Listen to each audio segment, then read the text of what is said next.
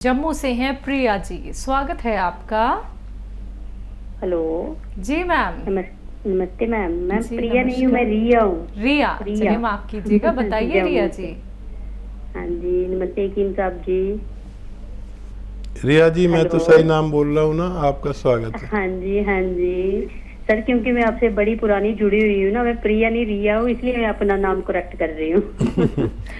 जी हाँ सर, अभी एक मैम ने बोला कि वो राई वाला नुस्खा तो फेस पे छाइयों के लिए, सर मेरे भी थी, मुझे तो बड़ा काफी आराम है। मैं तो सिर्फ गोंद मोरिंगा लेती हूँ सुबह और शाम, हाँ हाँ। आधा आधा ग्राम।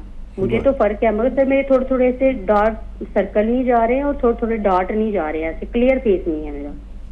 पहले से तो बहुत 50-90% फर्क है मुझे। ठीक है, तो ठीक। उसके लिए, और सर मेरा ना हमेशा फेस डाउन रहता है। बॉडी मेरी पूरी ठीक है, 61 मेरा वेट है, सिर्फ फेस मेरा हमेशा डाउन रहता है। ऐसे लगता है कि बीमारी हूँ बीमारी हूँ। जो भी फेस देखेगा बोलेगा कि क्या बीमार है। ऐसे मेरी बॉडी ठीक है, कोई बीमारी नहीं है। पहले अस्थमा थी, वो भी मेरी ठीक हो गई है। और मैंने गोंद चिरकोंचा मंगवाया था सर, 2-3 दिन मैंने खाया। थोड़ा गर्म होता है वो, मुझे डाइजेस्ट नहीं हुआ। फिर मैंने सोचा कि अभी मैं थोड़ी देर बंद करके आगे लूंगी उसको। तो सर मुझे वो राई वाला नुस्खा बता दो, या जिससे पूरा फेस क्लियर हो जाए, कोई नुस्खा वो बता दो। ठीक है, ठीक है। रिया जी, मैं बता रहा था कि हमारे इलाज जो है 2 किस्म के होते हैं, एक बाहरी और एक अंदर का। अगर अंदर से कोई कमी हो तो ये गोंद मोरिंगा और कैल्शियम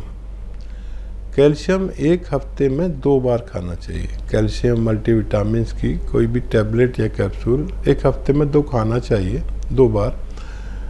ये हमारे जिस्म की ज़रूरत है। कभी कभी हमारे जिस्म की ज़रूरत बाहर से पूरी की जाती है, और इस उम्र में जहाँ हम 45-50 साल के होते हैं, हमारा जिस्म उतना कैल्शियम और मल्टीविटामिन्स और जिंक और वगैरह वगैरह जो है वो पैदा नहीं करता, तो हमें बाहर से डालना पड़ता है। तो एक तो ये जिंक लेने लगी, जो कैल्शियम की टैबलेट 2 बार, गोंद मोरिंगा आप लेती ही हैं। और वो सुधा जी का फ़ोन था जो मैं बहुत पहले बताया करता था नुस्खा, वो ये था कि ये जो राई होती है ना, सरसों जिसका तेल हम यूज़ करते हैं, ये ले लें 100 ग्राम। मेथी ले लें 100 ग्राम। और अलसी ले लें 100 ग्राम। और ये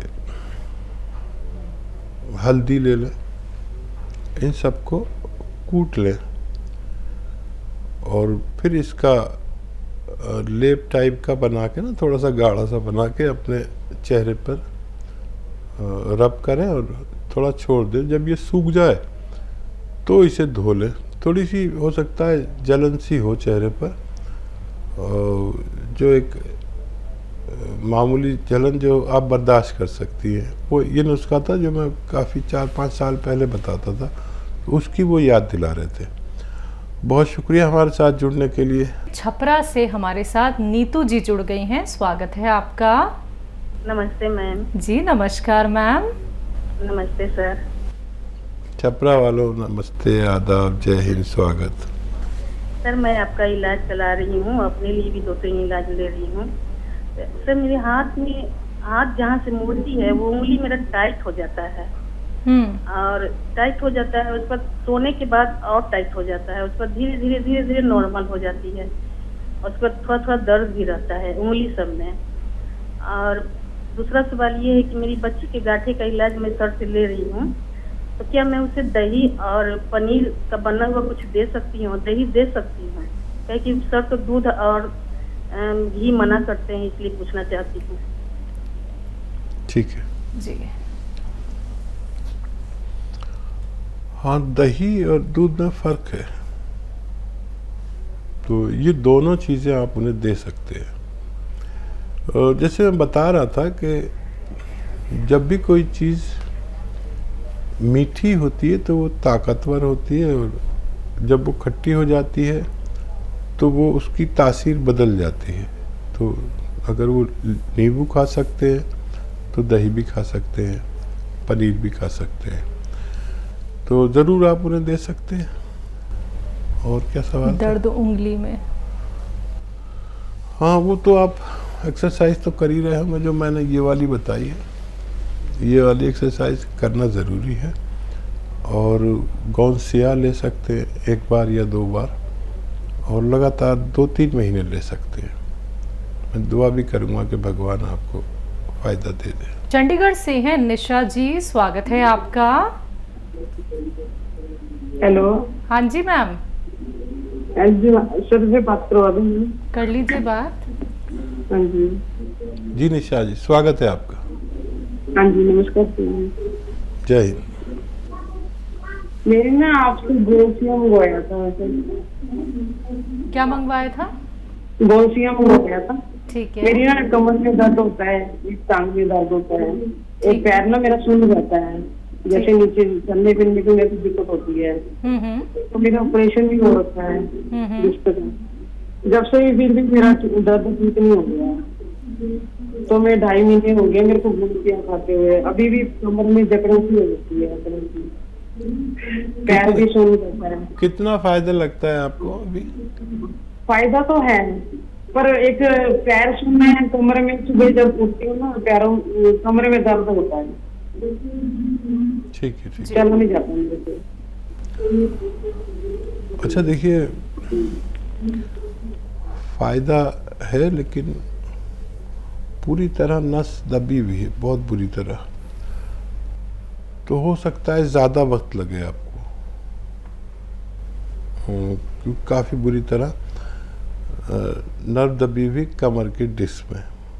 सिर्फ कमर की डिस्क में ही नर्व दबती हैं जो हमारे पैर सुन होते हैं।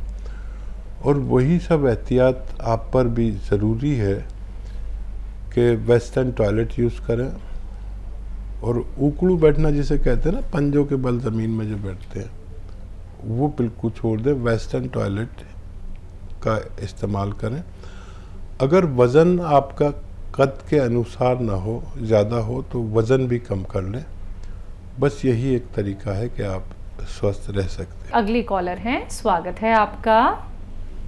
हाँ जी, सलाम वालेकुम। वालेकुम अस्सलाम। आपका नाम क्या है? रशीदा जी जी, रशीदा मैं जी। मध्य प्रदेश से बोल रही हूँ। मैंने अभी 2 दिन पहले भी कॉल की थी। तो हकीम साहब से मुझे पूछना था कि मेरा बेटा है 20 साल का, तो उसकी जो है तो हेल्थ भी बढ़ गई है, और उसको जो तो सारे फंगस हो गए। तो हकीम साहब ने जैतून नमक बताया था। तो जैतून नमक मैंने हकीम साहब उसको 2-3 महीने से शुरू कर दिया था, आपने मुझे बताया था। तो उसको मैंने चालू कर दिया, पर मतलब जैसे उसका वो बता रहा था कि मम्मी मेरा थोड़ा थोड़ा साफ होना चालू हो गया है। जी हकीम साहब। तो अब ये हकीम साहब जैसे उसको ये फायदा तो हो रहा है, उसको मैं अर्ली मॉर्निंग ही दे देती हूँ खाली पेट से। और आपका एक जो नुस्खा आप बताते हैं जैसे मेथी धनिया, उसको थायराइड भी है हकीम साहब।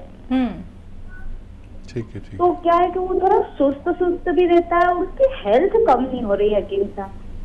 ठीक है। ठीक है। हेल्थ कम होना नामुमकिन है अगर थायराइड कंट्रोल ना हो। और जैसे आप नमक जैतून देते हैं, नमक जैतून खाने का सोडा पानी में मिलाइए, ये आप दे ही रहे होंगे। और वो धनिया 300 ग्राम, मेथी 100 ग्राम, आंवला सूखा हुआ 100 ग्राम, इसका पाउडर बना लें और सुबह शाम इस पानी से उन्हें दिया करें। तो ये नुस्खा इनके थायराइड को कंट्रोल करते हुए इनका वज़न कम कर सकता है। थायराइड कंट्रोल नहीं होगा तो वज़न कम होना नामुमकिन है। और उनका चेहरा और वो सब साफ होने लगा है, ये मुबारकबाद के लिए है आपके लिए कि नुस्खा काम कर रहा है। लेकिन थायराइड की दवा भी लें डॉक्टर की, अभी छोड़े नहीं, और ये नुस्खा भी साथ में दें, और तकरीबन 6-7 महीने लग सकते हैं बच्चे को पूरा फ़ायदा होने में। और खाने पीने में भी वो एहतियात करें, जो फैटी चीज़ें हैं जो मोटापा बढ़ाती हैं उनसे परहेज़ करें। जीनत है हमारे साथ, स्वागत है आपका। आखिर साहब, हमें ये जानना था, जैसे कुत्ता या बिल्ली के काटने की बात पूछ रहे हैं। जैसे कुत्ता काट लेता है तो 14 इंजेक्शन पहले लगते थे, अब तो खैर 3 लगते हैं, तो उसका कोई यूनानी में नुस्खा है कि नहीं? और जैसे बिल्ली काट लेती है तो उसके भी वही इंजेक्शन उतने ही लगते हैं, पहले तो 14 उसके भी लगते थे, अब 3 लगते हैं। हालांकि मेरे बिल्ली काट चुकी, इंजेक्शन 3 लग चुके हैं। तो हमें ये जानना था उसका कुछ यूनानी में नुस्खा वगैरह है कि नहीं है, कि इंजेक्शन ही सही रहते हैं? ठीक है, तो उसमें क्या करना चाहिए क्या नहीं? जी। पहले जब ये इंजेक्शन नहीं आते थे तो शायद आपको याद हो कि उसी के घर की हल्दी और हल्का सा चूना, उसमें एक चुटकी चूना और हल्दी पीसकर काटी हुई जगह पर लगा देते थे, और ये इंजेक्शन की ज़रूरत नहीं पड़ती थी। ये हमारे बचपन की बात है। फिर ये रेबीज़ के इंजेक्शन आए तो फिर दौर भी बदल गया, एक नस्ल चेंज हो गई, तो अब उसी का वाहिद इलाज यही किया जाता है। लेकिन बिल्ली के काटने पर अगर नहीं भी लगाएं तो कोई नुकसान नहीं होता।